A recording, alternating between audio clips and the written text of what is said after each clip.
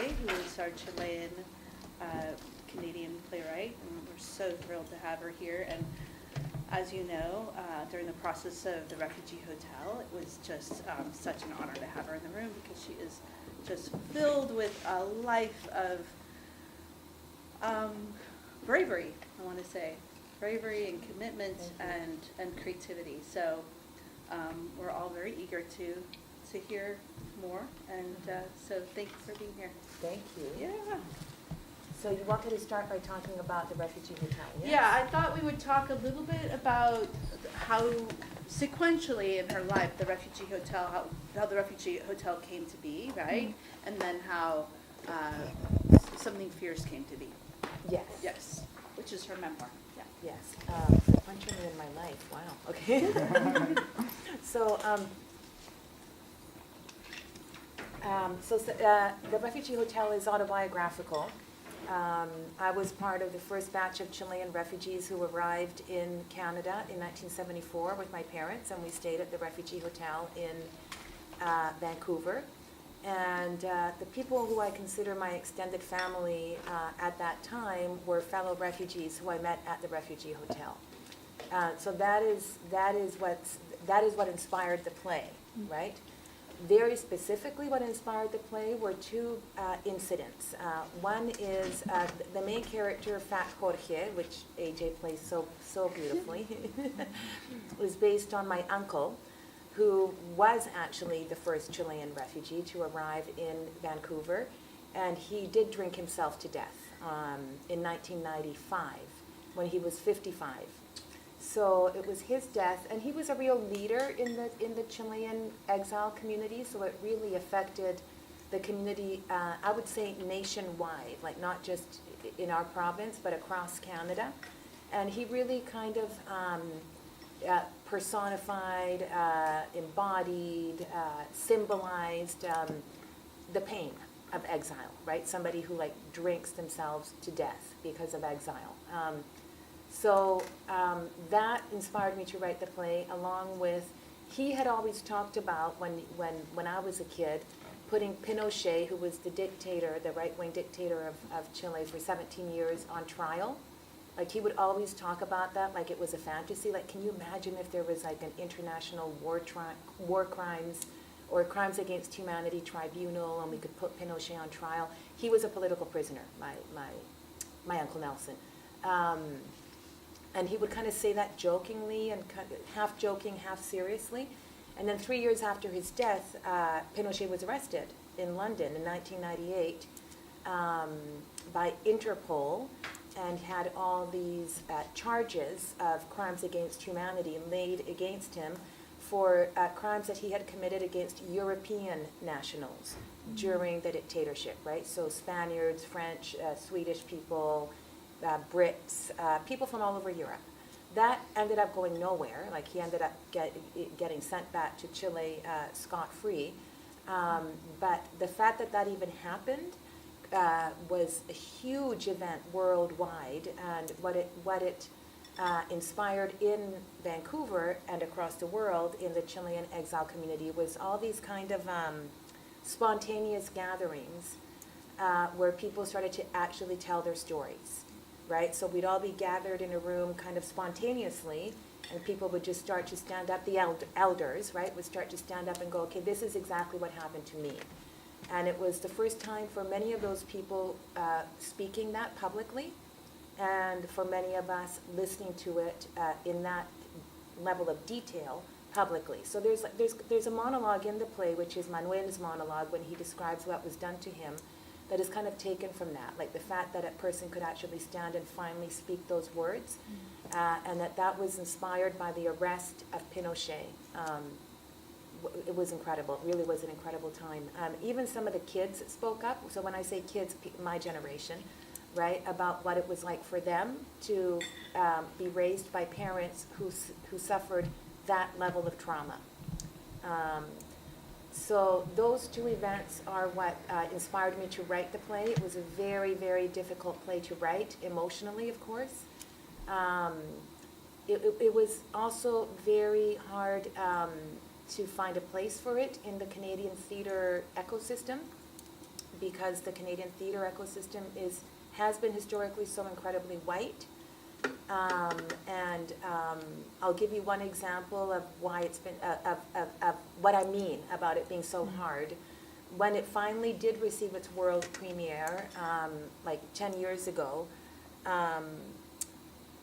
one of the reviews, which was absolutely scathing, like absolutely, like the last words, the last line of that review, which is in the biggest newspaper in Canada, which is called the Globe and Mail, is, "I wanted to stand up and boo."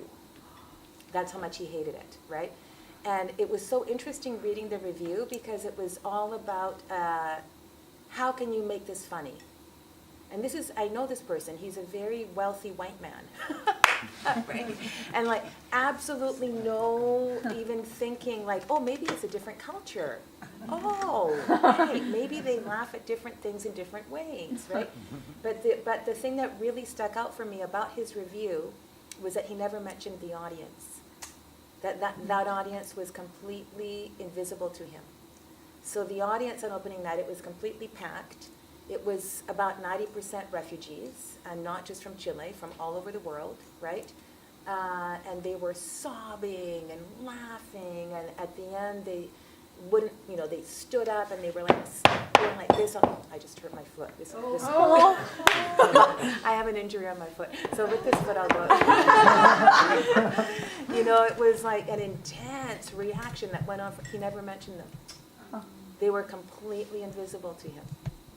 Like if it had been an all, white guy audience doing that, I'm just sure that the review would have been different. But to me, that review just kind of symbolized why the play was so hard to insert into the Canadian theatre scene. I don't know if I should say any more or if I should read now. Yeah, I think we should segue into something fierce. Okay. There's so much, but I'm sure everyone here will see the show, and hopefully this weekend, because there will be a talk back this weekend after both Saturday night and Sunday afternoon. So we'll be able to ask questions and things like that. Okay. So I should probably talk a little bit about the book before I read it. Yeah. Okay. The context. Yes. So first of all, I should go back a tiny bit. So I was raised in a socialist family who paid the price, a very high price, for being socialist, both in Chile and in Canada.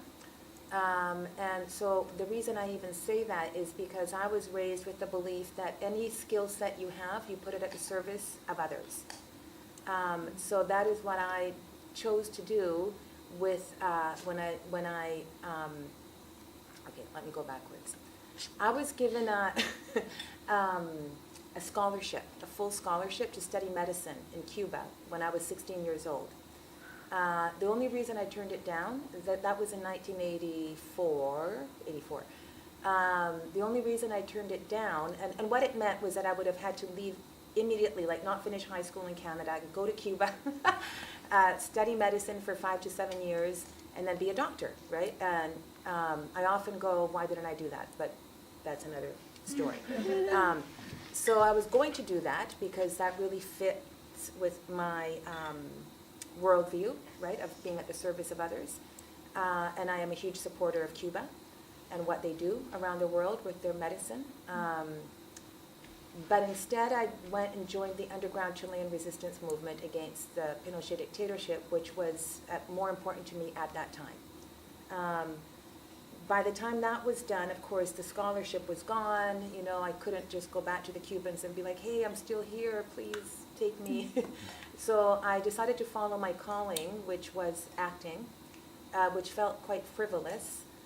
But I knew that I would put that skill set at the service of others, right? So everything I write, everything I do is with that in mind, and it is to service the refugee community in Canada, very specifically. This book that I wrote, I was kind of asked to write it by some of my elders who were in the Chilean resistance and who died young. Many of them died young. Basically said to me, it's really important that this story kind of gets out there, and you're the one with the skill set to do it. So I think that's a good enough introduction. So what I'll do is I'll just read from this for about 20 minutes, and then like you guys can ask me whatever you want. I've had all kinds of questions, so don't worry about asking something. The worst thing that can happen is I'll say I won't answer it. But I've even had people ask me, how do you date guys? How do you meet guys? Like, okay, sure. If, I guess you think I'm an expert on that? Okay. Okay, so what I'll do is I'll just, I'll read from the first chapter, and then I'll go near the end of the book. So this is like literally the first 2 pages of the book. As my mother bit into her Big Mac, her glasses caught the reflection of a purple neon light somewhere behind me. Barry White's Love's Theme, my favorite song, blasted from the loudspeaker. Mommy looked hilarious in her new aqua eyeshadow. Her plucked eyebrows gave her a surprised expression. Then there was her frosted pink lipstick, which was smeared across her chin now, and the unfamiliar scent of Charlie. I'd helped her choose that perfume. The picture on the box showed one of Charlie's angels doing the splits in midair, wearing a white pantsuit and platform shoes. In dressing for our trip that morning, my mother had followed her lead, though not the splits part, because she was 4'10" and round. Now, here we were in a food court at Los Angeles International Airport, which my mother referred to as LAX. She and I and my sister, Ale, had walked for ages through the terminal, looking for our gate, and the whole time she'd rubbed the palms of her hands into the small of her back, muttering, "Firing squad," to the woman hater who invented heels. It was June 1979, and the day before in Vancouver, Mommy had been a hippie. She'd been a hippie for as long as I'd been her daughter, in fact, which was 11 years now. That's why Ali and I had giggled when we saw her this morning, and why we'd been shocked a few weeks earlier when Mommy announced we were going to a mall. She'd tried on most of the inventory at Susie Cream Cheese before settling on the white polyester pantsuit and some matching platforms at Aggie's. She was usually dressed in frayed jeans with patches on the ass and a pair of old clogs, but this was a special occasion, requiring a new wardrobe to go with it, my mother had explained. We'd found her in the kitchen that morning, blowing on her toenails, which were wet with red polish, humming Victor Jara's famous song, "The Right to Live in Peace." Our passports were laid out like a fan on the table. The three of us hadn't looked back as we left our basement suite. Canada had taken us in after the coup in Chile 5 years earlier, but my mother had made it clear from day one that the refugee thing in the imperialist North was not for us. So our suitcases had been packed again, and our posters of Ho Chi Minh, Salvador Allende, and Tupac Amaru taken down and given away. Rulo drove us to the airport in my mother's orange VW Bug, and Mommy had several attacks of the giggles along the way because he'd only just learned to drive. "Clutch, Rulo, clutch, you idiot," she yelled. I'd never seen Rulo so excited, and I knew it was because he'd get to keep the car from that day on. This part of the imperialist North, LAX, was very different from anything I'd seen so far. In Vancouver, we and the few dozen other Chilean families had been the only Latinos. That city, where you could buy tropical fruit in the dead of winter, was full of white people who kept their bodies and faces perfectly still when they talked. At LAX, we were surrounded by the sound of Mexican Spanish, and there were black people everywhere. I could see palm trees and turquoise sky just beyond the glass walls of the airport. The lady who'd sold me a cheeseburger with no patty, I'd been a strict vegetarian since I was 8, had touched my cheek and spoken to me in Spanish. She'd recognized herself in me, and somehow I understood that. For the first time in 5 years, I thought maybe I belonged somewhere, but it couldn't possibly be here because the North was the forbidden place of belonging. Okay, I'm going to go near the back now. So that was in 1979 when I was 11. This is 1986 when I'm 18, and I've just joined the Chilean resistance. I refer to an oath. Yes. I think you should maybe talk about what, just because you're going to skip a really important part of the book. Okay. Just what you were doing with your mother in Latin America. Okay, so basically what happened is, the first part of the book is called The Return Plan. So any resistance to the Pinochet dictatorship after the coup was completely destroyed between 1973 and 1976. Destroyed through murder, torture, disappearance, exile, and imprisonment. But the Chilean resistance started to reform in 1976. Some of it inside, from people who had actually survived by being underground, but most of it outside in exile. So the two main headquarters, as it were, of the Chilean resistance outside of Chile were Mexico City and Havana. So the Chilean resistance in 1978 made an international call for anybody who wanted to join the resistance to go back. And that was called the Return Plan. And the Chilean resistance, like all resistance movements in Latin America at that time, was an internationalist movement. So what that meant was that, of course, you didn't have to be Chilean to be in it, right? You could be anybody, right? So there were people from all over the world in the Chilean resistance, including many, many Americans, like white Americans. My mother and my stepfather at that time, who was a white working-class Canadian guy, heeded that call, which is where the chapter begins. So where that chapter begins is that I'm there with my mother, who's kind of in disguise, like I just read, and my sister, who's 10 at the time. And my sister and I think we're moving to Costa Rica. But what happens in that first chapter is that my mother at LAX says, we're not going to Costa Rica, that was never the plan. We're going to go be underground in South America, but I can't tell you where we're going. So what we end up doing for the next few years is being in Bolivia and in Argentina, countries that border Chile, running safe houses for the resistance, for people going in and out of Chile through the Atacama Desert on foot, right? And then when we were in Argentina, through the Andes Mountains, also on foot.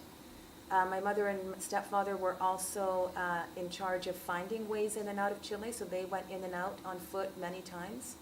This was completely illegal, of course. My mother was blacklisted. She was not allowed into Chile till 1987. If they had found her in Chile at all, it was imprisonment. And same with my stepfather. He was not allowed into Chile. So they did that. We did lots of other things. And so we lived a double life all through my teenage life. Then we were almost caught, well, many times, but really, really seriously almost caught in 1984. So we had to go back to Canada. And then in 1986, when I was 18, I decided to go back to South America to join the resistance myself, which is what I did until 1990, from the time I was 18 till I was 22. So when you went back to join the resistance, the South American headquarters was in Lima, Peru. So you would have to go there, and that's where you would take the oath, and that's where they would tell you what you had to do, right?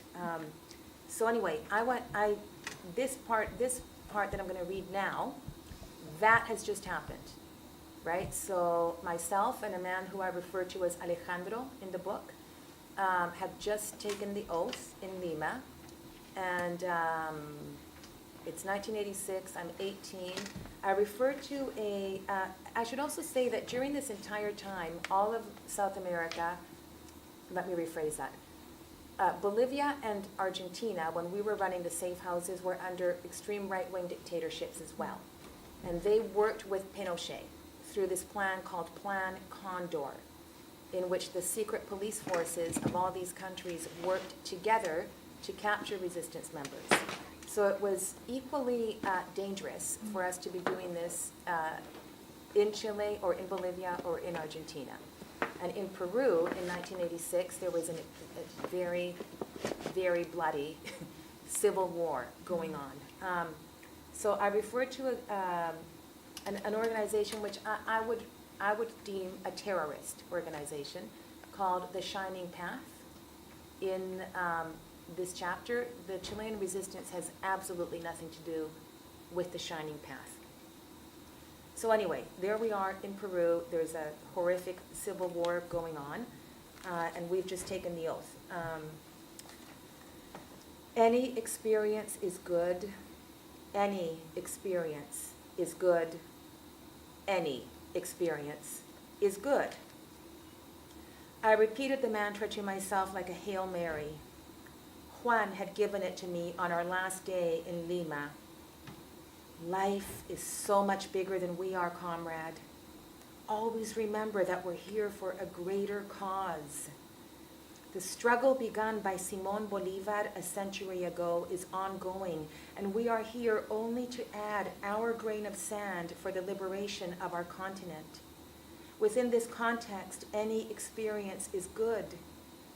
This knowledge got me through my years of exile, confronting a solitude I hadn't experienced even in jail. Remember, little comrade, any experience is good. Stay calm, everybody. I've got everything under control. The man shouting those words was a U.S. mercenary wearing mirrored aviators.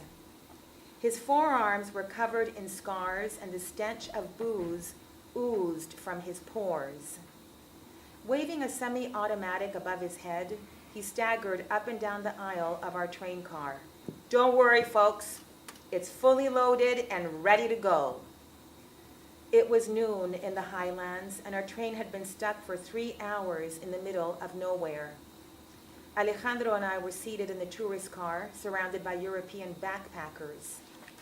A week earlier, this very train had been ambushed by members of the Shining Path. They'd pulled out all 14 European and North American travelers and shot them in the head. The message was clear.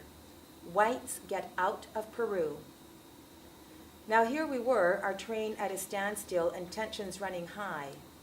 The mercenary had taken it upon himself to defend us. I took a deep breath and stood up. Please sit down. You're scaring people. You speak English? Yes. Now please sit down. You're making people very nervous. Why didn't you tell me earlier you spoke English? I've been dying to have a decent conversation for months. Well, let's talk, but please sit down and put the gun away. I gently steered him to his seat. Okay, lady, sure. And you should stop drinking. You were drunk when you got on the train this morning, and all you've done is drink since then. You've got quite the woman here, soldier. Hang on to this one, he said to Alejandro. For the previous half hour, Alejandro and I had been in quiet discussions with two big Sicilians sitting across from us. They wanted to overpower the mercenary from behind, take his gun away, and cold cock him. I'd argued that if his gun went off in the process, people might be injured or killed. Nobody in the tourist car knew whether to be more terrified of the Shining Path or of this rabid, pickled mercenary. The Peruvian waiters and porters had disappeared, locking the doors behind them. We were left to our own devices. Where are you from, Missy? Canada. How about you? South Carolina. What are you doing here? Looking for the Shining Path. I'm going to take him down. How old are you? 65 and still going strong. What happened to your arms? The scars, I mean. Maggots. I'm just back from a month in the Amazon. Your government sent you there? Nah, I'm retired. My wife put a restraining order on me, so I took my savings and came down here to flush out the Shining Path. All by yourself, under nobody's orders. That's right. Tell me more about yourself. The other passengers started to relax. As long as I could keep them talking, everything might be okay. It was a rare opportunity to talk head-on to the enemy, I said to myself. Any experience is good. Well, let's see, I was a GI in the Second World War, and I haven't stopped serving my country since then. Done Korea, Vietnam, El Salvador, and everything in between. Got paid $150,000 in cash to wipe out an African village once. I see, so you must love Ronald Reagan. Reagan? I hate Reagan. Boy has no aim. Tries to bomb Tripoli, and all he murders is Gaddafi's 9-month-old baby. Ma'am, if you're going to bomb Africa, bomb the whole damn thing. So, where are you headed now? La Paz. I was there in the early 80s, the war on drugs. Oh, of course. Did you get the drug traffickers? You don't think we were actually after the drug traffickers, do you, woman? You're smarter than that. We were after the dissidents. But I love La Paz. That place is the heart of South America. All those people want out of life is love. Tears started to pour down his face. I patted him on the back. Through the window, I could see a group of Indian boys frolicking in a huge puddle next to the train. The sun shone down on them, making the boys' bodies glisten like gold.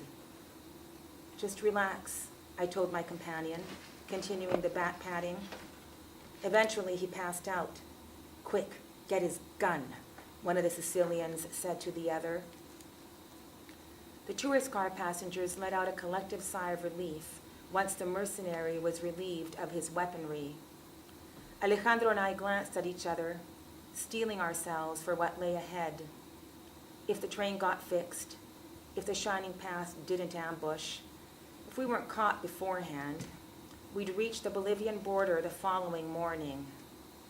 I hugged my purse to my chest and eyed the bags sitting in the rack above our heads. By noon the next day, we were at the border, crammed into the Toyota minivan we'd hired in the town of Puno. Our fellow passengers were a Bolivian couple with 2 small children, a towering German backpacker, a young California hippie couple, and a Bolivian woman about my age. The driver had announced early on that he'd need $20 from each of us to stave off harassment at the border, and everybody but the Bolivians had complied. The border was exactly as I'd remembered it. A lone shack in the middle of the highlands with 2 plainclothes guards wielding submachine guns. It was dead quiet this time around, though, not like when my family and I had crossed at the height of the Virgin of Copacabana's celebrations. The driver handed over our passports, the 20s on top. Bored, stiff, and looking for some action, the guards weren't going to let us through so easily. Peering through the window, their eyes rested on the young Bolivian woman and me. One of the guards ordered the driver to slide open the passenger door. These 2 señoritas can come with me, along with their baggage. The young woman walked into the shack as if she owned the place, but I froze for a second. Any experience is good, I reminded myself. My knees trembled, but maybe no one would notice. Taking the oath, attending daily meetings for those 10 days in Lima seemed like peanuts compared with this. As I stepped into the shack, the musty smell of a packed dirt floor assaulted my nostrils. My eyes took a few seconds to adjust to the dark, a sharp contrast to the brilliant colors outside.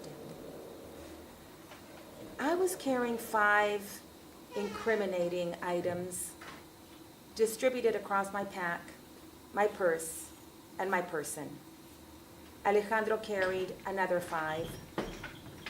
Alejandro and I had made the items at night, following Juan's instructions, in several different Lima hotel rooms. We'd moved every 3 days for security purposes. Alejandro was an electrician by trade. He learned a great deal at the nuclear plant in Bariloche, and he watched Shirley MacLaine, who was making a movie in the Andes, speak at a press conference on TV, apologizing to the citizens of Peru for suggesting that Machu Picchu had been built by aliens. One of the border guards had taken a seat behind a metal desk with an array of rubber stamps covering its surface. "Reason for traveling to Peru?" he asked the Bolivian woman as he studied her passport.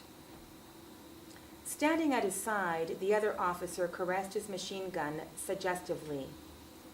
"This," the woman snapped, exposing a dozen electric shavers in her shoulder bag. Leaving one on the table, she grabbed her passport and walked out like the queen of the highlands. I'd spent countless hours trying to master the art of showing no fear, taught by older, highly experienced resistance workers, but watching this 18-year-old smuggler, I finally got it. "What's this?" the second guard demanded. He'd opened my pack and was holding up a gift box, perfectly wrapped and tied with a pink silk ribbon. He shook it. 2 of the items we'd made rattled inside. I snatched the box from him. "This is a gift for Señorita Lorena de Jesus Calderón Cabral. Her father is a direct advisor to the president of Bolivia, and you will surely understand that I do not want it ruined." I grabbed my passport from the seated guard, plunked 2 $10 bills on the table, and walked out, legs shaking so hard I wasn't sure I'd make it to the idling van. The driver gunned the minivan out of there like one of the Dukes of Hazzard. My body was drenched in sweat, my heart banging against my chest, but I looked over at Alejandro and winked. The young smuggler chewed on a wad of gum as she studied her painted nails. She'd sell the shavers at the black market the following day and go back to Peru to do it all again. When we got to Copacabana, our driver told us we had half an hour to pray, stretch, and buy food before we left for La Paz. I followed the Bolivian woman into a temple. 1,000 candles burned inside, and the murmur of prayers filled the air. The smuggler lit a candle, placed it at the Virgin's feet, and got down on her knees to thank her for the safe passage. Okay, I'll stop there. Thank you, guys.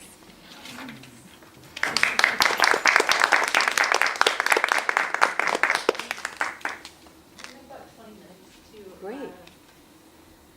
do a little question and answer. Any thoughts? Responses?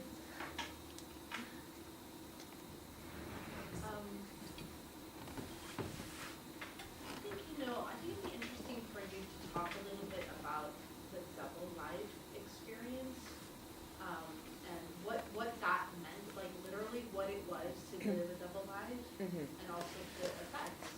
Yes. So living a double life. So okay. So when we went to Lima, my fantasy, and that's what I wanted very badly, and that was the first moment where I went, oh, why did I turn down that scholarship to Cuba?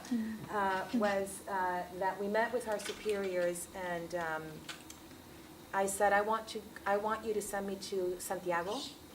I want to go specifically to La Victoria, which is a very huge shanty town in Santiago, which was very combative during the 80s against the dictatorship. That's where it was all going down. It was a very exciting time.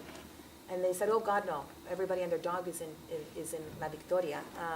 We need people in rear guard. So I already knew what that meant, and that's when my heart sank.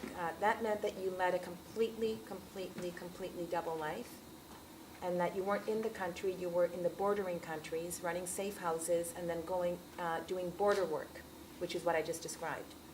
And when you did border work at that time, your life expectancy was 2 years. So I was like, okay, I'll be dead at 20. That's okay, right? But I won't be in La Victoria, and I'll die a hideous death, which you would anyway in La Victoria if you were caught. But I won't be in community. I'll be completely isolated because I'll be living this double life. So that's exactly what happened. So they sent us to Argentina, to a city called Neuquén, which borders Argentina. And what we had to do was pose as a very kind of bourgeois couple, right? Like everybody had to believe that we were, upper middle class, and those are the people we had to hang out with. We had to be very mainstream. We could never do anything that was remotely alternative. Not even go to the theater, not hang out with anybody who was even viewed as remotely alternative, nothing, right? We had to come across as right-wing or apolitical, and get jobs that kind of showed that. And we had to run a safe house. We had to do border work, so run stuff across the border into Chile all the time. And we had to learn how to fly airplanes in order to also fly into Chile, of course, illegally, and drop off people and goods. So this is 1986, which was called the decisive year by the resistance. That was the year that the resistance had decided it was all going to go down and that Pinochet was going to fall. Of course, that never happened.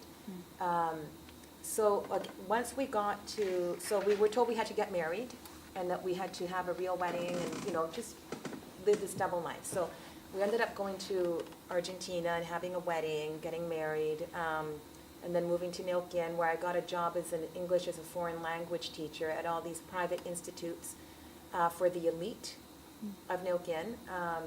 And then he got a job at what would it be? I don't know what it would be called in the States. But anyway, at like the provincial institution that is in charge of electricity for the whole province. So that's what we did. And so basically, and we had been trained, like everybody, how to deal with being followed, which we were being followed.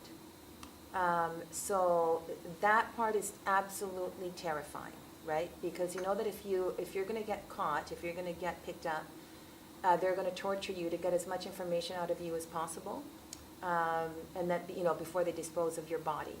And the 180 Chilean resistance members had disappeared in Argentina by 1986 because of this Plan Condor I just told you guys about, right? So the Argentinian secret police was working very closely with the Chilean secret police, and very specifically in the cities that bordered Chile. So Neuquén certainly being a hotbed of Chilean resistance activity, right?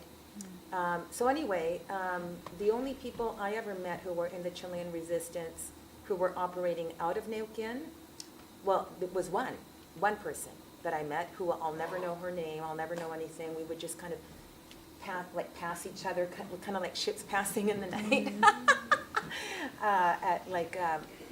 on street corners, just like, right? And then all the other people I met were passing through, right, because it was a safe house. I don't think anybody ever suspected from our team of friends. We did have to recruit three helpers, yes. And that's always terrifying because you don't know what's going to happen, right? So you really have to check out your colleagues, you learn how to walk into a room, and within a few seconds your radar has gone like this, and you've gone informer, possible helper,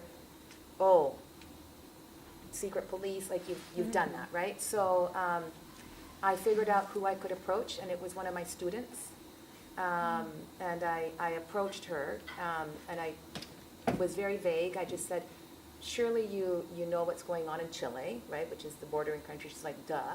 And I'm like, and you must understand that there is a resistance, as there always is, right? And she's like, yeah. And I'm like, I just went. And she understood everything. She was like, okay. And she was a shoplifter, which is one of the reasons I approached her. So she came from poverty, and the way she got through life was by shoplifting, and she was really good at it. And she was a very ethical shoplifter. She would only shoplift from chain stores, right? She would never, ever, ever shoplift from a family-run business or anything like that. But she was so good at it. I would be walking through the supermarket with her, and I wouldn't even know she was doing it. Wow. I didn't even know.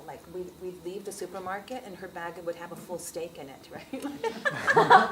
She just nothing in her moved. She was just yeah, whatever. So I was like, this one's good. So she's like, I will do anything you want. I will do anything you ask. And I will never ask a single question. I'm very honored. So she started doing border runs. She started stealing all kinds of shit. Yeah, and then we had 2 other helpers, which is a similar story. So I won't repeat it. What else? Well, it's a shitload of work because first of all, you're working full time because you have to have a full-time life. And then, and because I was teaching 40 hours a week, like that was a shitload of work, you have to do a ton of work when you're in the resistance. So you're basically studying for hours and hours and hours, right? So all these meetings are being held, right? Around the world and inside Chile, there's meetings all the time being held. And the minutes of those meetings are being sent to you all the time. And the minutes are sent in were, obviously now it would be different, were sent in the following fashion. You had to rent a P.O. box under an assumed identity. You would go to the P.O. box and there would just be a roll of film sitting in the P.O. box. You never ask how it got there, you never ask questions. You go home and you develop it yourself in a secret dark room that you have at the back of your closet. The photographs are of documents in tiny, tiny, tiny print that you use a magnifying glass to read, and not only read, but study. You kind of have to memorize them. So the documents are, first of all, telling you what to do, right? Now you do this, now you do that. Expect, there's going to be a knock at the door at 2 in the morning, go here, go there, blah, blah, blah. Next border run is this, you meet someone at the corner, this is the password, et cetera, et cetera, et cetera. And then also actual analysis of what the hell was going on, right? Like political and historical analysis of what was going on and why we were doing what we were doing and what the tactic was and what the strategy was and how we were going to get it, et cetera, right? So you had to do a shitload of work. And then each cell, we were a cell, well, I guess we were a cell of 2. But then we would have meetings with other cell members. Each cell has to bring back their opinion, right? So the structure of that organization was referred to as democratic centralism. So it's a triangle, and this is because it's underground, right? We can't just have a Congress here with 5,000 people, right? Like, we'd all be dead, right? So each cell has to study the documents about the tactics and the strategies and the analysis. Have your own meeting about it, like, do we agree, do we not agree, what is our suggestion, this is dumb, oh, well, that's smart, I don't agree with this, blah, blah, blah. You take notes, well, you don't take notes, they're all in here. You never have an address book, you never have photographs, you never have anything on you. So I have no photographs of that time in my life, right? And then you go to another meeting with other cell members, then you all decide what you agree with, what you don't agree with, then one of you go, et cetera, et cetera, et cetera, et cetera, until the head person who gets all the information and then trickles it back down, if you know what I'm trying to say. So it's like that was the system. Yeah, so it was a lot of work and it was terrifying. So absolute terror, absolute chronic terror 100% of the time. You don't sleep, you faint a lot. I'd be walking down the street trying to act normal, and I could feel a fainting spell coming on, so I'd have to hang on to the wall. There were times when I would actually have to just sit down. I don't care what anybody thinks, I'm just going to sit down, right, in the middle of the street. All of those things the secret police are looking for, people who are behaving in that manner, so you have to be very careful. So you basically have severe PTSD. Right? So I still have PTSD. I manage it all the time. So one of the ways that it shows up in me, which I've just accepted, is I'm always cold. I'm always cold. I've always lost my sense of direction. Like it's very hard for me to know where I am. Once in a blue moon, I'll get like a severe flashback, right? Which basically looks like the whole world starts spinning, right? And I know exactly what's happening, right? And I have to hang on to something. And most of the people that I worked with are dead from fatal diseases that, killed them young. And they themselves have said, this is not me analyzing them, they themselves have said that it's the stress, right? It's the stress and the fear and the terror that made them sick. Yeah, I guess that answers your question. Yeah. Oh, yeah, there's a question there, yeah.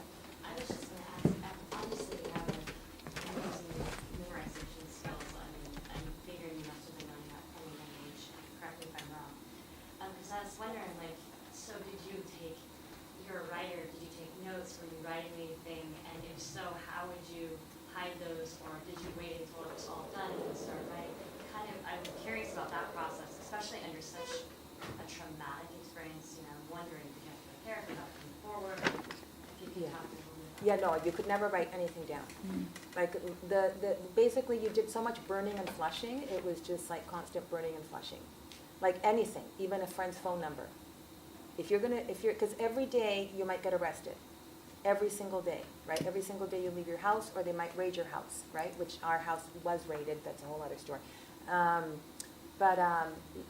Any phone number that will give away a friend, like nothing, right? Any photo, like nothing. Oh yeah, of course I went to therapy, yeah. And it was, for the stories for you to be able to recall and write no, about? they were always there. The stories were always there. But no, it's thanks to theater school that I went to therapy, right? So I started acting school when I was 22, right after I came back from doing all this. And they told me pretty much right away, you know, it's very obvious that you have severe PTSD. I was completely dissociated. Like my spirit was not in my body, right? So obviously they saw that right away.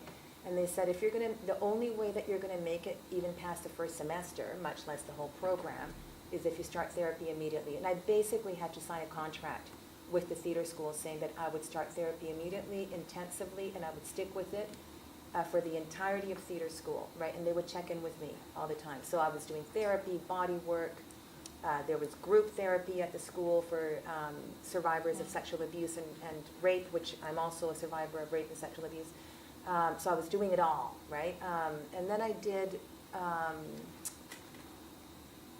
a grand total of 10 years of EMDR therapy with like the #1 EMDR specialist in Vancouver. I don't know if you guys know what EMDR is. It's a form of therapy specifically designed for PTSD survivors. So I don't even know how to describe it, but it's great. So I did about 10 years of that. And once in a while I still go and get a tune-up, like body work. Yeah. But I mean, it's thanks to all the therapy that I was able to heal, if you know what I'm trying to say, right? Many of the people that I consider my sisters and brothers, my comrades, have not done therapy, right? And they still really, really, really carry all of that with them. Like what I even mean by that is like paranoia, right? Like, no, be careful. I'm like, okay, honey, it's been 30 years. I think it's fine, right? Like even me doing what I'm doing right now, they would call me absolutely batshit crazy. You're in Trump land, reading from this, telling this story. What do you think is going to happen to you when you walk out this door? Who do you think is going to be waiting for you? What's going to happen to you when you go to the airport on Sunday, right? So even doing this, right, they would consider a suicide mission, basically. And I don't blame them. I mean, it is kind of dumb, right? But there you have it, right? Thank you so much for the gift you give us in speaking your truth. I'm curious, from a writer's standpoint, what is your process when you create a new work? And I guess every work is new for every writer who starts one. Is there particular times of day or locations? What triggers you to wake up at 2 in the morning going, this is the final scene? Could you share some thoughts on that? Yeah. Well, I mean, I used to be a night writer. Like I would just basically write deep into the night, but then I had a kid. And so I'm a sole parent. I'm raising him by myself since the very beginning. He's 12. So he forced me to change my schedule. So the only time I can write is during the day, as soon as he goes to school. I like this quote, inspiration is for amateurs. Like, if you wait for inspiration, it's never going to happen, so you just have to do it. I have deadlines all the time, so I just have to do it, right? In terms of like what makes me want to write something, like when it's a play, it's an image.